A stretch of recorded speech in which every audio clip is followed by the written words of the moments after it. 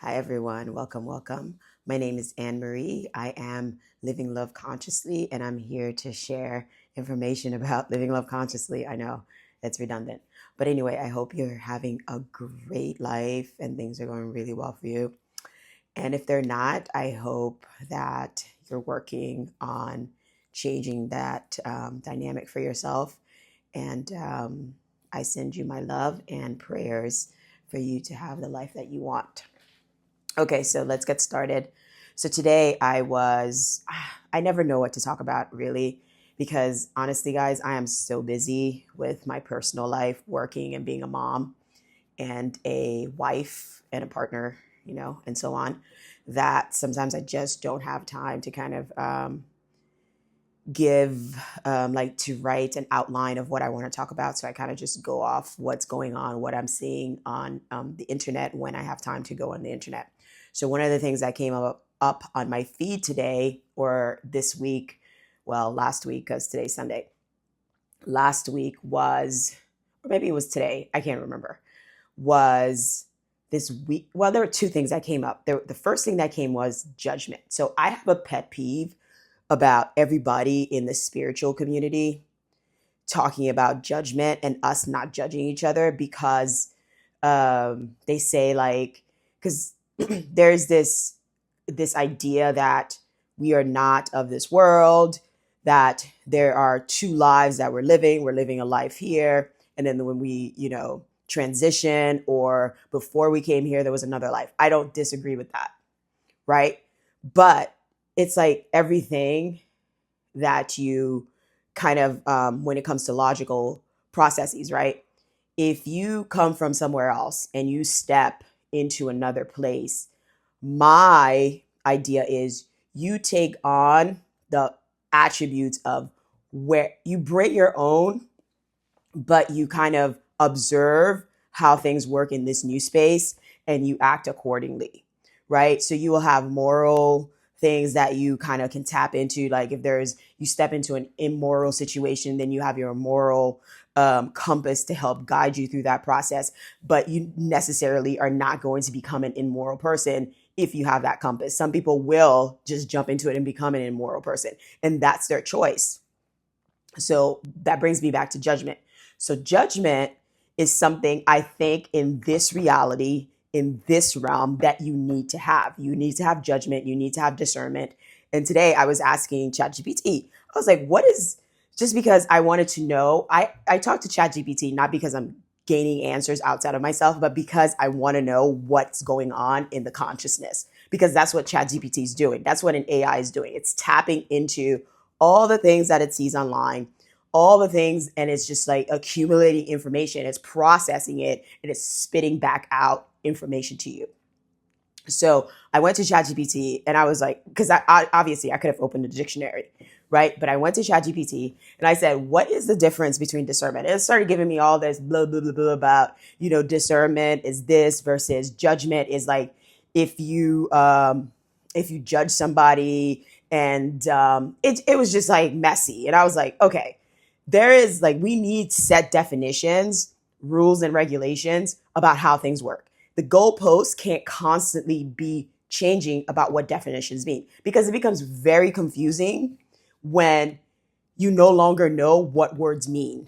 Like it becomes chaos, and you need, like, I'm not against chaos, right? Because chaos can create a lot of things, but you need the order to bring that together to manifest something that can be tangible. So chaos is like a lot of intangible things, and when you bring order into it, it makes it tangible. So okay, so we talked to ChatGPT about this, right? So I'm like, ChatGPT tells me all this stuff, and I'm like, I don't agree with that.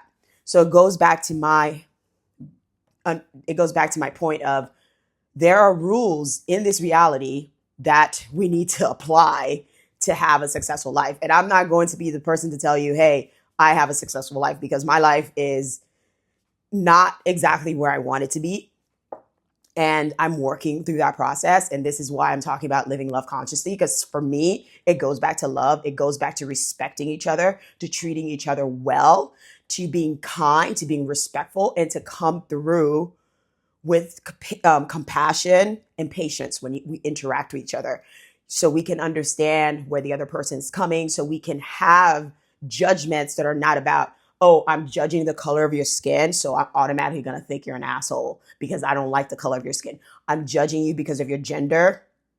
So if I have negative ideas about gender and all this stuff, then I'm attaching those things to your gender. No, you have judgments between right and wrong. There are things that are wrong that people do in this reality. So for spiritual teachers and people who call themselves gurus or spiritual blah, blah, blahs, to tell people you should not have judgment, that is not something that you need to listen to. I'm sorry. I've disagreed with this all the time. And it was like, I had conflict about it at the beginning. And I was like, this does not make sense. Of course, or if you're going to use and say things, you need to explain them to the lay person, because a lot of spiritual stuff, there's deeper. It's like a Russian nesting doll. It goes deeper and deeper and deeper. And a lot of the stuff that's being put out into society is just basic stuff. It's basic shit, excuse my French. It's basic and people run with it.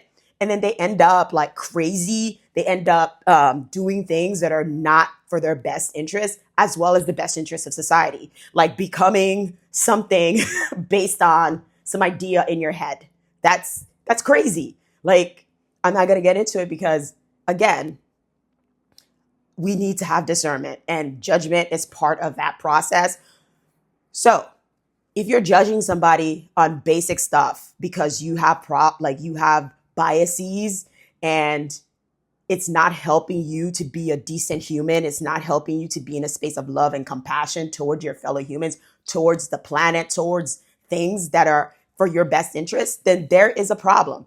It's not in your best interest to just be completely outside of the norm of society and expect everybody else to just shift their mindset about what's normal. Because we've, as a society, as a consciousness, we've established what's normal. And there are things that are abnormal, right? And for a set group of people to be like, oh, this is the new norm. No. We need to work through that. Is the new norm good for society? If it's not, then we probably shouldn't do it. It probably should not be the new norm. We probably should question it. Is it good for you as a person? Sometimes a lot of things people think are good for them, give it a couple of years, give it a couple of, a couple of months, and see if that really is good for you.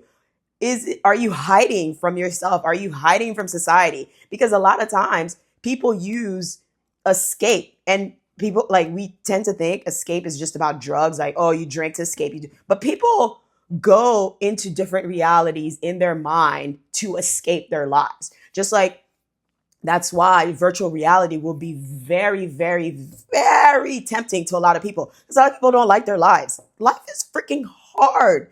There are so many challenges, and relationships, having children, being sick, every aspect of it. Nobody's living a perfect reality. I'm sorry. Anybody who puts that out in the internet, I call bullshit on you. I call it twice. I call it 3 times. I call it thrice. 3 times. Sorry.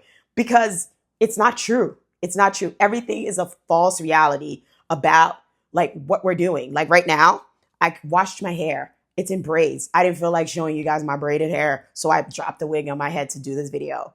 It's not my hair. This is a fake reality. Like, I do my best when I'm talking about living love consciously to be as authentic as I can. Yes, could I set up a better camera? Could I set up a better lighting system? Could I put some makeup on my face to make it more appropriate for you? Yes, I could. But that's a false reality of who I am. This is who I am. The person who is in front of you just chilling. Sometimes I will put makeup on, and when I put makeup on, I look like a different person. Of course, it elevates my facial features. It presents to you a different version of myself, but the person that I'm trying to get you to be interested in is the person right here. The person that's trying to be a loving, conscious person. So the other thing I wanted to talk to you about it's not even worth it, because again, it goes about judgment and what the internet is trying to do. Some people, there are like people who just constantly want to divide us. They want to divide us, whether it's through gender, whether it's through our skin tone, whether it's through culture, whether it's through our religious beliefs. It's just constant. And then people like to feel hierarchy above everything. Like if you are in the jungle, there is no hierarchy in the jungle. You just need to freaking survive. And you need to learn what is in the jungle that can help you and what can hurt you so you can survive in the jungle. That's basically what it happens to.